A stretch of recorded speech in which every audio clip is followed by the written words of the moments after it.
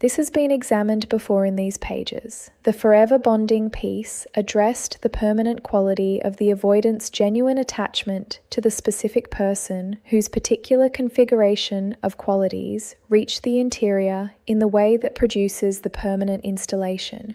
What that piece established and what this piece builds on, going deeper into the specific mechanism and the specific person, is the foundational truth that the avoidant's deepest bonding is not the bonding that is most visibly expressed. It is the bonding that is least visibly expressed and most permanently held, the bonding that lives beneath the management's authority. That persists through the withdrawals and the distances and the management's continuous operation as the background constant of the avoidant's interior landscape.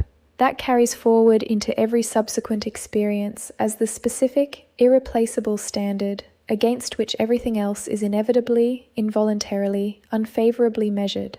What this piece examines, more specifically than the earlier piece, with the specific focus of someone who has absorbed the entire collection's accumulated understanding, is not just that the avoidant bonds forever to this person, it is who this person actually is at the level of their most essential qualities, not the list of surface characteristics. The deep, structural, constitutive qualities that produce the forever bonding in the avoidant's interior by reaching the place where the permanent things are installed.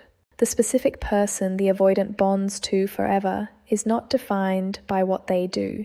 This has been said in various forms across the collection, and it bears the most direct statement it can be given here, because the misunderstanding of this point is the source of most of the doing that the people who love avoidance exhaust themselves with. The specific person is not defined by the generosity of their giving, the depth of their patience, the quality of their understanding of the avoidance psychology, the specific accommodations they make for the avoidance limitations, or any other quality that is expressed primarily through what is done for the avoidant or in the direction of the avoidant. The specific person is defined by who they are independent of the avoidant, by the specific, constitutive, not contingent on the avoidance response qualities of their genuine interior, by the character that exists before the avoidant and persists after the avoidant, and would be precisely the same character if the avoidant had never been present to observe it.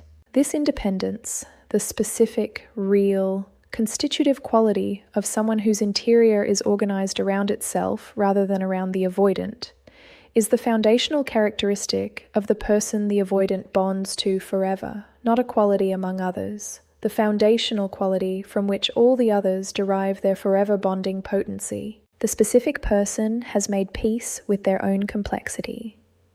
Not achieved simplicity. The person the avoidant bonds to forever is not a simple person. They are deeply complex in the specific, richly interiorized, many-layered way of someone whose interior life has been genuinely, honestly, sometimes uncomfortably engaged with over the course of their development.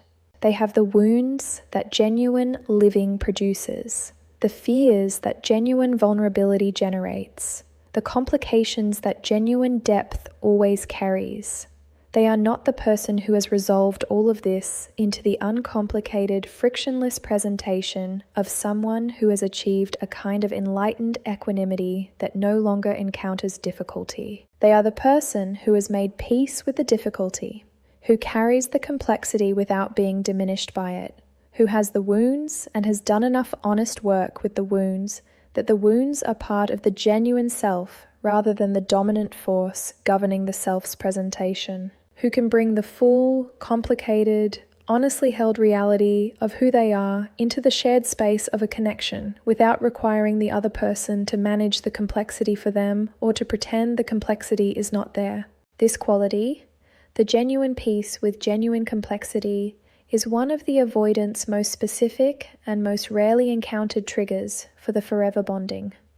Because the avoidant's own interior is deeply complex and has not been made peace with. The management system exists in significant part to prevent the avoidant from having to make peace with their own complexity, to keep it at a manageable distance through suppression and narrative and the various mechanisms of the management's function. The person who has genuinely made peace with their own complexity is, to the avoidance interior, the living demonstration of what the avoidant has been unable to do for themselves, the proof that the interior can be inhabited fully rather than managed around. The specific person holds their ground without aggression. This quality operates at the level of the monitoring system's most precise assessment, the specific, below the content level reading of how a person is in their own position when their position is in the presence of someone who is, characteristically, occupying the more defended territory. The avoidant, in most relational dynamics, occupies the more defended position. The management system keeps them there, more composed, more self-contained, less visibly affected by the dynamic's events than the other person. This positional dynamic is part of what sustains the self-sufficiency narrative. The avoidant is the less moved party. The stability they present is part of what their identity has been built around. The person who holds their ground without aggression is not moved into the less stable position by the avoidant's composure. They are genuinely stable in their own position, not because they are performing stability to counter the avoidant's composure, not because they have strategically adopted the less moved posture to challenge the avoidant's positional dominance, but because their stability is constitutive. It comes from the genuine relationship with their own worth that the genuine internal work has produced. It is not a posture, it is who they are. The holding ground quality is specifically non-aggressive. The person does not hold their ground through confrontation or through the forceful assertion of their position against the avoidance. They hold it through the specific, settled, requiring nothing quality of someone who simply is where they are because that is where they genuinely are, and who does not need the avoidance acknowledgement of their position to remain in it. The ground is held not against the avoidant, but simply because the person is in their own genuine position, and the being in it requires no performance of the being in it. The specific person loves without organizing the love around its receipt. This is perhaps the most precise statement of the quality that the forever bonding requires, the quality that makes the love the avoidant bonds to forever different from every other love the avoidant has encountered. The love that is organized around its receipt is the love that has the orientation toward the avoidant quality that the management system was built to manage against. It arrives as intimacy pressure, as the specific, directed, avoidant, responsive weight of caring that is asking, however genuinely, however sincerely, with whatever genuine warmth underlies the asking for a particular response. The love that asks is the love that activates the management, that provides the management with the input it was designed to process, that is met with the management's characteristic output of managed distance. The love that does not organize itself around its receipt is the love that the monitoring system cannot process through the management's standard protocols. It arrives not as a directed wait asking for response, but as the natural overflow of a genuine interior, the specific, constitutively caring quality of someone whose love exists as a feature of who they are, rather than as a directed communication toward who the avoidant is. This love does not carry the weight of expectation, does not carry the specific, avoidant, registerable quality of someone whose interior is oriented around the avoidant's reception of the love. It simply is, genuinely, warmly, in the full and honest quality of something that is real without being needy and present without being consuming and given without being owed. This love does not ask for the forever bonding. It does not reach for the permanent installation in the avoidance interior. It simply exists as itself in the genuine, non-organized around receipt quality of someone who loves from abundance rather than from need. And the forever bonding follows, not as the love's reward for having loved correctly, but as the interior's natural response to the first genuinely non-organized around receipt love it has ever encountered. The interior that has been managing against the love organized around receipt its entire relational life has no protocol for the love that isn't, and what has no protocol is not managed. It is simply received, at whatever depth the interior's unguarded receiving produces, which is the depth of forever. The specific person is present in the specific way that the avoidance interior has always been reaching for without being able to name what it was reaching for.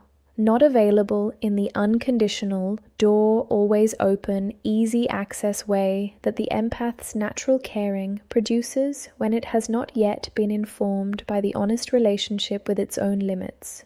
Present in the specific, genuine, this is who I am and this is what I offer quality of someone whose presence is an expression of their genuine interior rather than a gift being offered in the hope of receiving a particular response.